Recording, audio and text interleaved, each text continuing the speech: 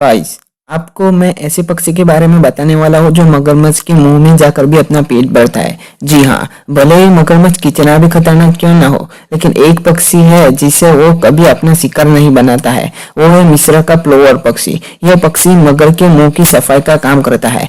यह मगर के दांतों में फंसे छोटे छोटे टुकड़ों को बाहर निकलता है और उससे उससे अपना पेट भरता है। अगर आपको ये जानकारी अच्छी लगी है तो इस वीडियो को लाइक करो और हमारे चैनल को सब्सक्राइब करना मत भूलें।